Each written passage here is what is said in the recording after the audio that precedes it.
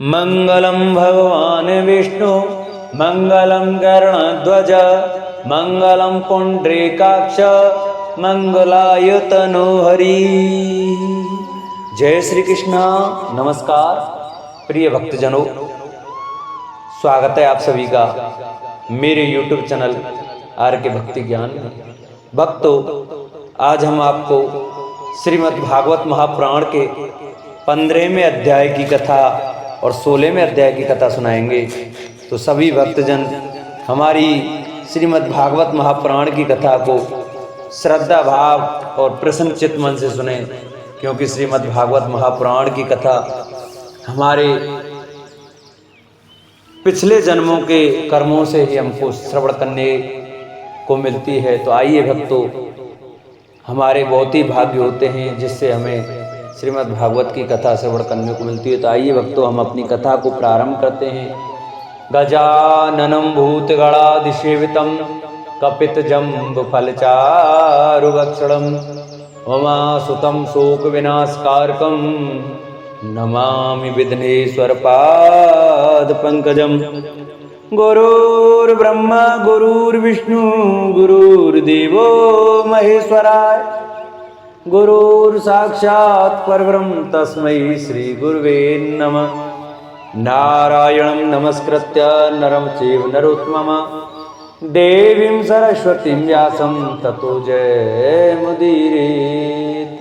वसुदेवसुतं देवं कंसचारूढमर्दनं देवकी परमानंदं कृष्णं वंदे जगद्गुरु। सब द्वारन को छोड़ के मैं आयो तेरे द्वार, ओ नंद के लाडले तनिक मेरी ओर निहार।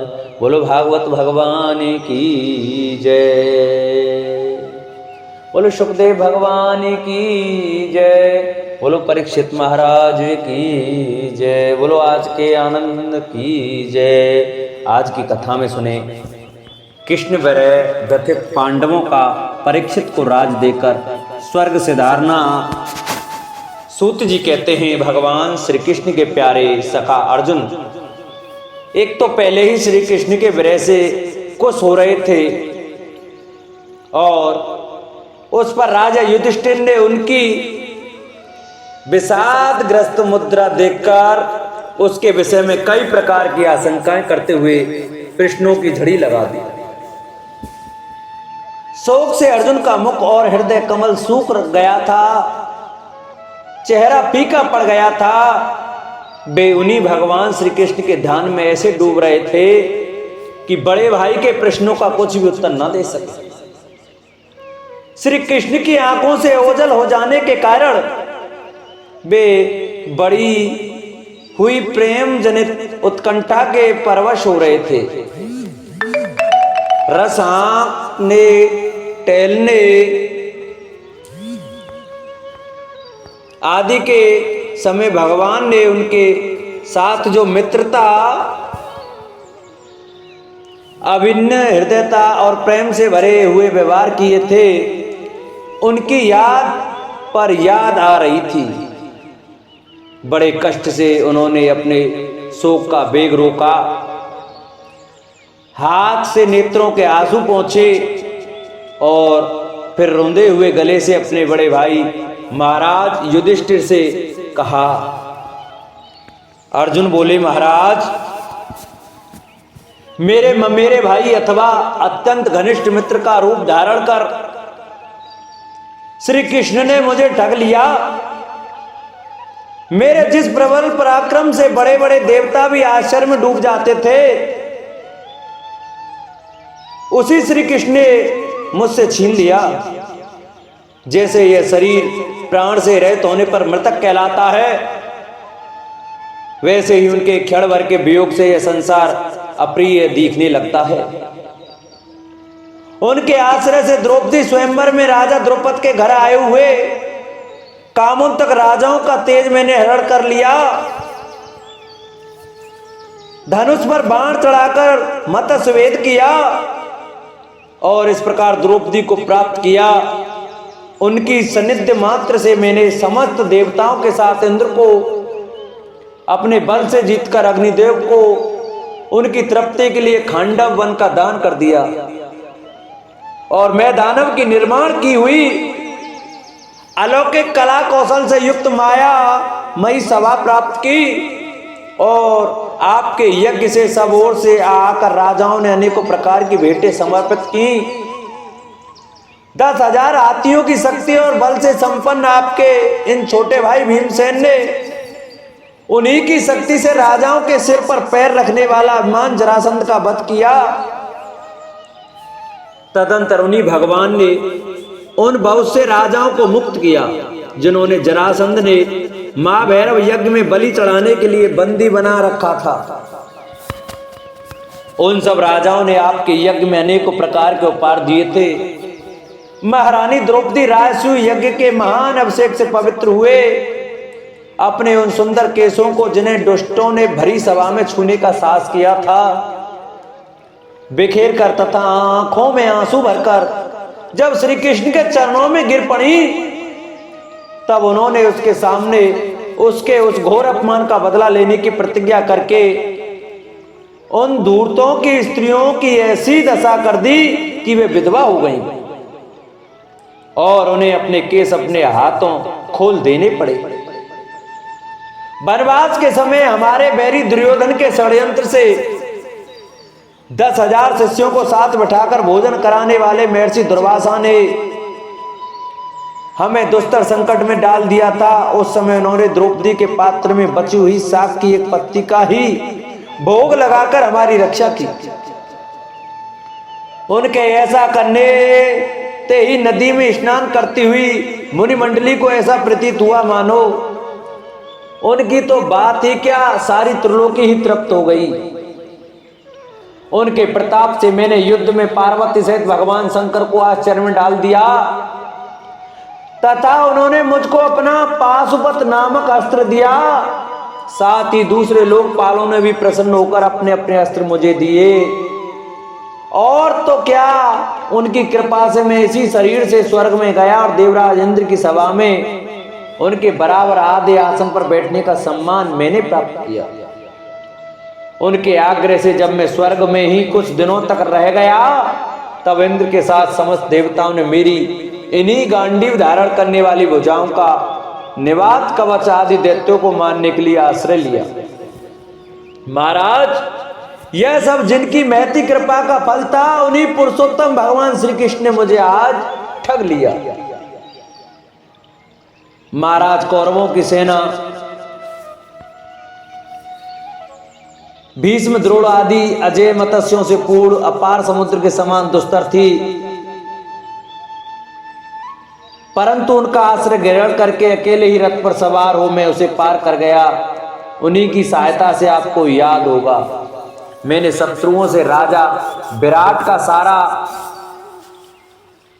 गोधन तो वापस ले ही लिया, साथ ही उनके सिरों पर से चमकते हुए मणिमय मुकुट तथा अंगों के अलंकार तक छीन लिए थे। भाई जी, कौरवों की सेना भीष्म, कर्ण, द्रोण, शल्य और अन्य बड़े बड़े राजाओं और क्षत्रिय वीरों के रथों से शोभायाम थी। उसके सामने मेरे आगे चलकर वे अपनी दृष्टि से ही उन महारथी युद्धपतियों की आयु, मन, उत्साह और बल को छीन लिया करते थे। द्रोणाचार्य, भीष्म, कर्ण, भूरिश्रवा, सुशर्मा, शल्य, जयद्रथ और बाहिर आदि वीरों ने मुझ पर अपने कभी न चूकने वाले अस्त्र चलाए थे, परंतु जैसे हिरण्यकश्यप आदि दैत्यों का अस्त्र शस्त्र भगवत भक्त प्रहलाद का स्पर्श नहीं करते थे, वैसे ही उनके शास्त्रार्थ मुझे छू नहीं सके। यह श्री कृष्ण के भुजदंडों की छत्र छाया में रहने का ही प्रभाव था। श्रेष्ठ पुरुष संसार से मुक्त होने के लिए जिनके चरण कमलों का सेवन करते हैं, अपने आप को वे दे डालने वाले उन भगवान को मुझ दुर्बुद्धि ने सारथी तक बना डाला। आहा, जिस समय मेरे घोड़े थक गए थे और मैं रथ से उतरकर पृथ्वी पर खड़ा था, उस समय बड़े बड़े महारथी शत्रु भी मुझ पर प्रहार न कर सके, क्योंकि श्री कृष्ण के प्रभाव से उनकी बुद्धि मारी गई थी। महाराज, माधव के उन्मुक्त और मधुर मुस्कान से युक्त विनोद भरे एवं हृदय स्पर्शी वचन और उनका मुझे पार्थ, अर्जुन, सखा, कुरुनंदन आदि कहकर पुकारना मुझे याद आने पर मेरे हृदय में उथल पुथल मचा देते हैं। सोने, बैठने, टहलने और अपने संबंध में बड़ी बड़ी बातें करने तथा भोजन आदि करने में हम प्राय एक साथ रहा करते थे। किसी किसी दिन में व्यंग से उन्हें कह बैठता, मित्र तुम तो बड़े सत्यवादी हो। उस समय भी वे महापुरुष अपनी महान भावता के कारण जैसे मित्र अपने मित्र का और पिता अपने पुत्र का अपराध सह लेता है, उसी प्रकार मुझ दुर्बुद्धि के अपराधों को सह लिया करते थे। महाराज, जो मेरे सका प्रिय मित्र नहीं मेरे हृदय ही थे, उन्हीं पुरुषोत्तम भगवान से मैं रहित हो गया हूँ। भगवान की पत्नियों को द्वारका से अपने साथ ला रहा था, परंतु मार्ग में दुष्ट गोपों ने मुझे एक अबला की भांति हरा दिया और मैं उनकी रक्षा नहीं कर सका। वही मेरा गांडीव धनुष है, वे ही बाण हैं, वही रथ है, वही घोड़े हैं और वही मैं रथी अर्जुन हूं, जिसके सामने बड़े बड़े राजा लोग सिर झुकाया करते थे।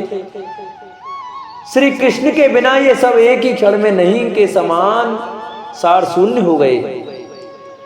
ठीक उसी तरह जैसे भस्म में डाली हुई आहुति कपट भरी सेवा और ऊसर से बोया हुआ बीज व्यर्थ जाता है। राजन, आपने द्वारकावासी अपने निज स्वद संबंधियों की बात पूछी है।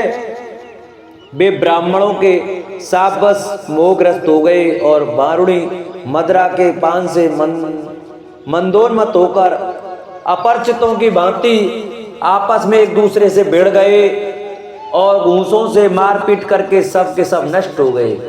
उनमें से केवल 4-5 ही बचे हैं। वास्तव में यह सर्वशक्तिमान भगवान की ही लीला है कि संसार के प्राणी परस्पर एक दूसरे का पालन पोषण भी करते हैं और एक दूसरे को मार भी डालते हैं। राजन, जिस प्रकार जलचरों में बड़े जंतु छोटों को बलवान, दुर्बलों को एवं बड़े और बलवान भी परस्पर एक दूसरे को खा जाते हैं, उसी प्रकार अक्षय बलि और बड़े यदुवंशियों के द्वारा भगवान ने दूसरे राजाओं का सहार कराया।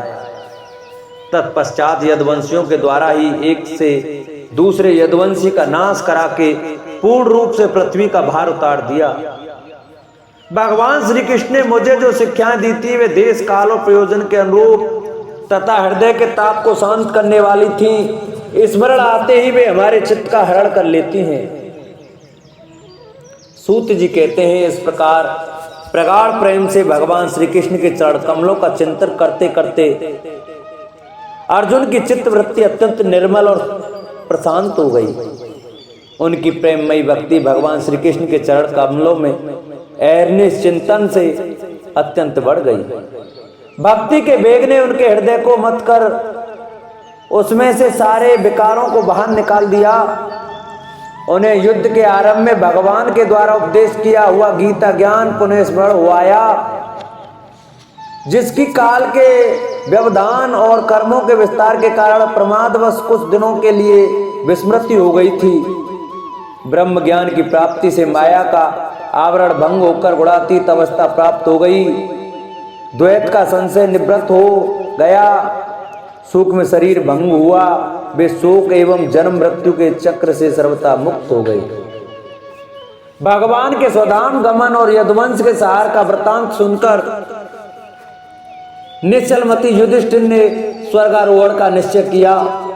कुंती ने भी अर्जुन के मुख से यदुवंशियों के नाश और भगवान के स्वधाम गमन की बात सुनकर अनन्य भक्ति से अपने हृदय को भगवान श्री कृष्ण में लगा दिया और सदा के लिए इस जन्म मृत्यु संसार से अपना मुंह मोड़ लिया। भगवान श्री कृष्ण ने लोक दृष्टि में जिस यादव शरीर से पृथ्वी का भार उतारा था उसका वैसे ही परित्याग कर दिया जैसे कोई कांटे से कांटा निकालकर फिर दोनों को फेंक दे। भगवान की दृष्टि में दोनों ही समान थे। जैसे वे नट के समान मत्स्यादि रूप धारण करते हैं और फिर उनका त्याग कर देते हैं, वैसे ही उन्होंने जिस यादव शरीर से पृथ्वी का भार दूर किया था उसे त्याग भी दिया। जिनकी मधुर लीलाएं श्रवण करने योग्य हैं उन भगवान श्री कृष्ण ने जब अपने मनुष्य के से शरीर से इस पृथ्वी का परित्याग कर दिया, उसी दिन विचारहीन लोगों को अधर्म में फंसाने वाला कलयुग आधम का महाराज युधिष्ठिर से कलयुग का फैलना छिपा न रहा। उन्होंने देखा देश में, नगर में, घरों में और प्राणियों में लोभ, असत्य, छल, हिंसा आदि धर्मों की बढ़ती सी हो गई है। तब उन्होंने महाप्रस्थान का निश्चय किया। उन्होंने अपने विनयी पौत्र परीक्षित को, जो गुणों में उन्हीं के समान थे, समुद्र से घिरी हुई पृथ्वी के सम्राट पद पर हस्तिनापुर में अभिषिक्त किया। उन्होंने मथुरा में सूरसेन आदि पति के रूप में अनिरुद्ध के पुत्र वज्र का अभिषेक किया। इसके बाद समर्थ युधिष्ठिर ने प्रजापत्य यज्ञ करके आहवनी आदि अग्नियों को अपने में लीन कर दिया। अर्थात गृहस्थाश्रम के धर्म से मुक्त होकर उन्होंने संन्यास ग्रहण किया। युधिष्ठिर ने अपने सब वस्त्राभूषण आदि वहीं छोड़ दिए एवं ममता और अहंकार से रहित होकर समस्त बंधन काट डाले। उन्होंने दृढ़ भावना से वाणी को मन में, मन को प्राण में, प्राण को अपान में और अपान को उसकी क्रिया के साथ मृत्यु में तथा मृत्यु को पंचभूत में शरीर में लीन कर लिया। इस प्रकार शरीर को मृत्यु रूप अनुभव करके उन्होंने उसे त्रिगुण में मिला दिया। त्रिगुण को मूल प्रकृति में, सर्व कारण रूपा प्रकृति को आत्मा में और आत्मा को अविनाशी ब्रह्म में विलीन कर दिया। उन्हें यह अनुभव होने लगा कि यह संपूर्ण दृश्य प्रपंच ब्रह्म स्वरूप है। इसके पश्चात उन्होंने शरीर पर चीर वस्त्र धारण कर लिया, अन्न जल का त्याग कर दिया, मौन ले लिया और केस खोलकर बिखेर लिए। वे अपने रूप को ऐसा दिखाने लगे जैसे कोई जड़ उन्मत्त सा पिशाच हो। फिर वे बिना किसी की बाट देखे तथा बेरे की तरह बिना किसी की बात सुने घर से निकल पड़े। हृदय में उस पर ब्रह्म का ध्यान करते हुए, जिसको प्राप्त करके फिर लौटना नहीं होता, उन्होंने उत्तर दिशा की यात्रा की, जिस ओर पहले बड़े बड़े महात्मा जन जा चुके हैं। भीमसेन, अर्जुन आदि युधिष्ठिर के छोटे भाइयों ने भी देखा कि अब पृथ्वी में सभी लोगों को अधर्म के सहायक कलयुग ने प्रभावित कर डाला है। इसलिए वे भी श्री कृष्ण चरणों की प्राप्ति का दृढ़ निश्चय करके अपने बड़े भाई के पीछे पीछे चल पड़े। उन्होंने जीवन के सभी लाभ भली भांति प्राप्त कर लिए थे। इसलिए यह निश्चय करके कि भगवान श्री कृष्ण के चरण कमल ही हमारे परम पुरुषार्थ हैं, उन्होंने उन्हें हृदय में धारण किया।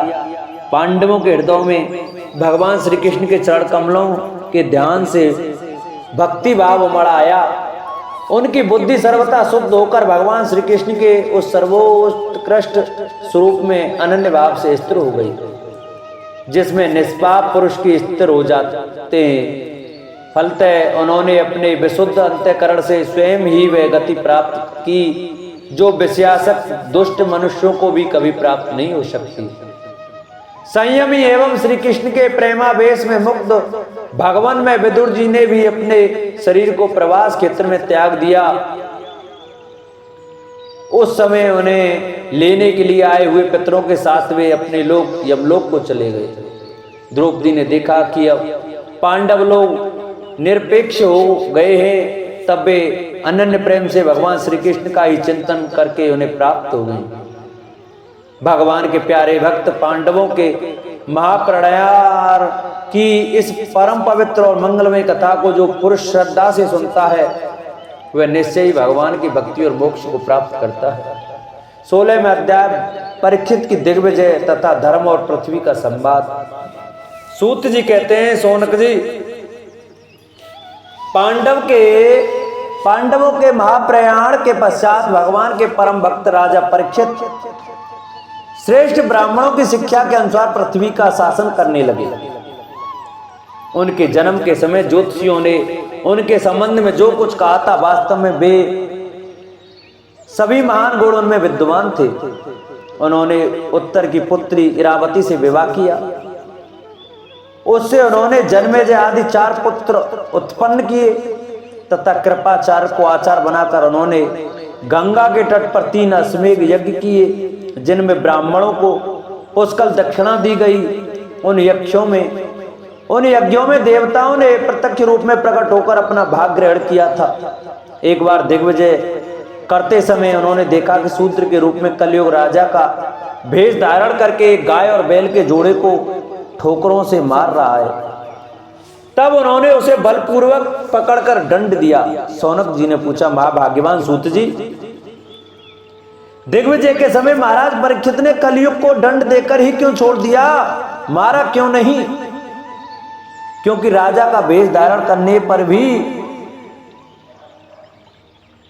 तो वह अधर्म शूद्र ही जिसने गाय को लात से मारा था। यदि यह प्रसंग भगवान श्री कृष्ण की लीला से अथवा उनके चरण कमलों के मकरंद रस का पान करने वाले रसिक महानुभाव से संबंध रखता हो तो अवश्य कहिए। दूसरी व्यर्थ की बातों से क्या लाभ, उनमें तो आयु व्यर्थ नष्ट होती है। प्यारे सूत जी, जो लोग चाहते तो हैं मोक्ष परंतु अल्पायु होने के कारण मृत्यु से ग्रस्त हो रहे हैं, उनके कल्याण के लिए भगवान यम का आह्वान करके उन्हें यहां शांति कर्म में नियुक्त कर दिया गया है।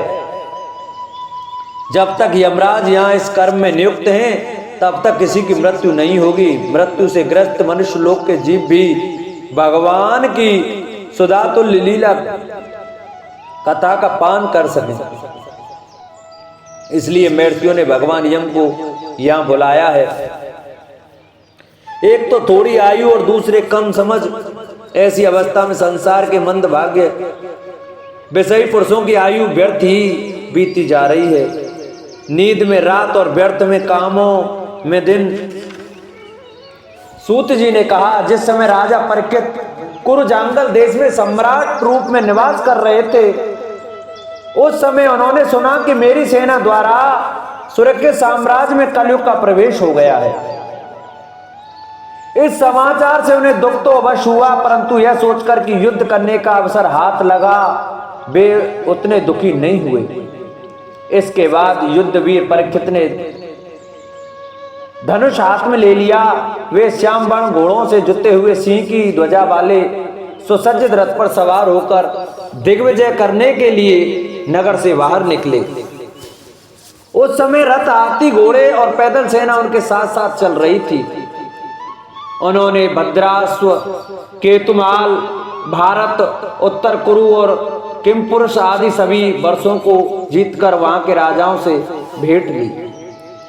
उन्हें उन देशों में सर्वत्र अपने पूर्वज महात्माओं का सुयश सुनने को मिला। उस यशोगान से पद पद पर भगवान श्री कृष्ण की महिमा प्रकट होती थी। इसके साथ ही उन्हें यह भी सुनने को मिलता था कि भगवान श्री कृष्ण ने अश्वत्थामा के ब्रह्मास्त्र की ज्वाला से किस प्रकार उनकी रक्षा की थी। यदुवंशी और पांडवों में परस्पर कितना प्रेम था तथा पांडवों की भगवान श्री कृष्ण में कितनी भक्ति थी। जो लोग उन्हें यह चरित्र सुनाते उन पर महामना राजा परीक्षित बहुत प्रसन्न होते, उनके नेत्र प्रेम से खिल उठते। वे बड़ी उदारता से उन्हें बहुमूल्य वस्त्र और मणियों के हार और पार रूप में देते। वे सुनते कि भगवान श्री कृष्ण ने प्रेम पर बस होकर पांडवों के सारथी का काम किया, उनके सभासद बने, यहाँ तक कि उनके मन के अनुसार काम करके उनकी सेवा भी की। उनके सखा तो थे ही, दूत भी बने। वे रात को शस्त्र ग्रहण करके वीरासन से बैठ जाते और शिविर का पहरा देते, उनके पीछे पीछे चलते, स्तुति करते तथा प्रणाम करते। इतना ही नहीं, अपने प्रेमी पांडवों के चरणों में उन्होंने सारे जगत को झुका दिया। तब परीक्षित की भक्ति भगवान श्री कृष्ण के चरण कमलों में और भी बढ़ जाती। इस प्रकार वे दिन दिन पांडवों के आचरण का अनुसरण करते हुए दिग्विजय कर रहे थे। उन्हीं दिनों उनके शिविर से थोड़ी ही दूर पर एक आश्चर्य घटना घटी। वह मैं आपको सुनाता हूं। धर्म बैल का रूप धारण करके एक पेड़ से घूम रहा था। एक स्थान पर उसे गाय के रूप में पृथ्वी मिली। पुत्र की मृत्यु से दुखिन माता के समान उसके नेत्रों से आंसुओं के झरने झर रहे थे। उसका शरीर श्रीहीन हो गया था। धर्म पृथ्वी से पूछने लगा। धर्म ने कहा, कल्याणी, कुशल से तो हो ना? तुम्हारा मुख कुछ कुछ मलिन सा हो रहा है।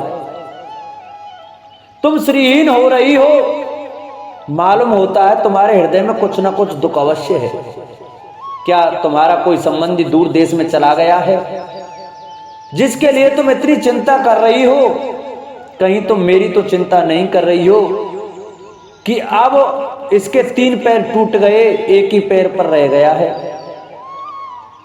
संभव है तुम अपने लिए शोक कर रही हो कि अब शूद्र तुम्हारे ऊपर शासन करेंगे। तुम्हें इन देवताओं के लिए भी खेद हो सकता है जिन्हें अब यज्ञों में आहुति नहीं दी जाती, अथवा उस प्रजा के लिए भी जो वर्षा न होने के कारण अकाल एवं दुर्भिक्ष से पीड़ित हो रही है। देवी, क्या तुम राक्षसरी के मनुष्यों के द्वारा सताई हुई अरक्षित स्त्रियों एवं आर्त बालकों के लिए शोक कर रही हो? संभव है विद्या कुकर्मी ब्राह्मणों के चंगुल में पड़ गई है और ब्राह्मण विप्रद्रोही राजाओं की सेवा करने लगे हैं और इसी का तुम्हें दुख हो।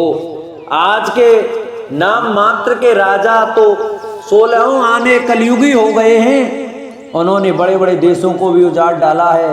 क्या तुम उन राजाओं या देशों के लिए शोक कर रही हो? आज की जनता खान पान वस्त्र स्नान और स्त्री सहवास आदि में शास्त्रीय नियमों का पालन न करके स्वेच्छाचार कर रही है। क्या इसके लिए तुम दुखी हो?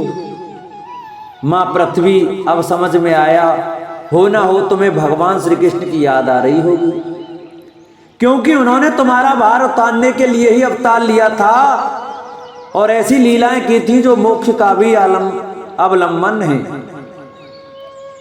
अब उनके लीला संवरण कर लेने पर उनके परित्याग से तुम दुखी हो रही हो। देवी, तुम तो धन रत्नों की खान हो। तुम अपने क्लेश का कारण जिससे तुम इतनी दुर्बल हो गई हो मुझे बताओ। मालूम होता है बड़े बड़े बलवानों को भी हरा देने वाले काल ने देवताओं के द्वारा बंद ने तुम्हारे सौभाग्य को छीन लिया है। पृथ्वी ने कहा, धर्म, तुम मुझसे जो कुछ पूछ रहे हो वह सब स्वयं जानते हो।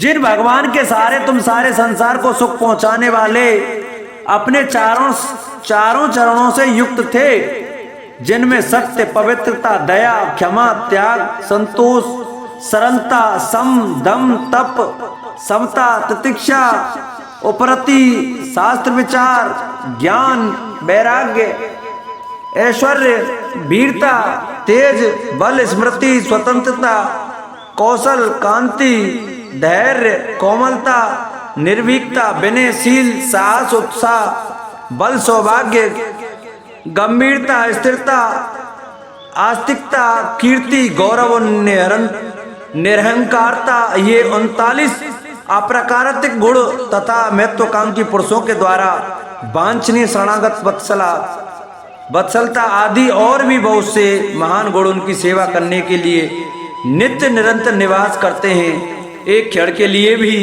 उनसे अलग नहीं होते। उन्हीं समस्त गुणों के आश्रय सौंदर्य धाम भगवान श्री कृष्ण ने इस समय इस लोक से अपनी लीला समरण कर ली और यह संसार पाप में कलयुग की कुदृष्टि का शिकार हो गया। यही देखकर मुझे बड़ा शोक हो रहा है।